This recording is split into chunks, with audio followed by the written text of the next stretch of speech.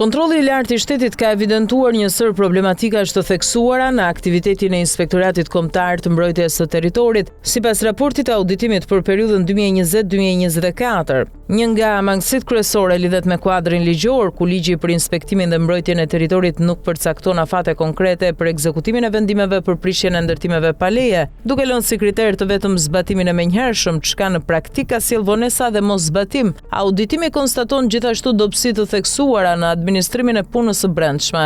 Urdhrat e shërbimit për punonjësit nuk kanë të përcaktuar qartë objektin dhe afatet, ndërsa në shumë raste mungojnë programet e detajuara të punës dhe raportet konkrete mbi aktivitetin e kryer, duke bërë të vështirë vlerësimin e efektivitetit të shërbimeve. Probleme janë evidentuar edhe në menaxhimin e burimeve njerëzore. Procedurat e rekrutimit nuk kanë qenë gjithmonë në përputhje me kriteret e kërkuara, ndërsa institucioni është përballur me paqëndrueshmëri të lartë të stafit, me 241 dorëheqje dhe 494 largime nga puna gjatë periudhës së auditimit. Në fushën e prokurimeve publike, KLSH ka konstatuar shkelje në disa procedura të zhvilluara, ku kriteret teknike janë cilësuar të egzageruara, të pa argumentuara ose të pa qarta. Në disa raste, operator ekonomik janë shpallur fituese dhe pse nuk kanë përmbushur të gjitha kërkesat e tenderit, ndërsa në një numër të konsiderueshëm procedurash mungojnë deklaratat për konfliktin e interesit. Një tjetër problematikë e rëndësishme lidhet me mungesën e kontrollit në terren. Sipas auditimit, IKMT nuk ka kryer inspektimet e nevojshme në raste të sinjalizuara për ndërtime pa leje,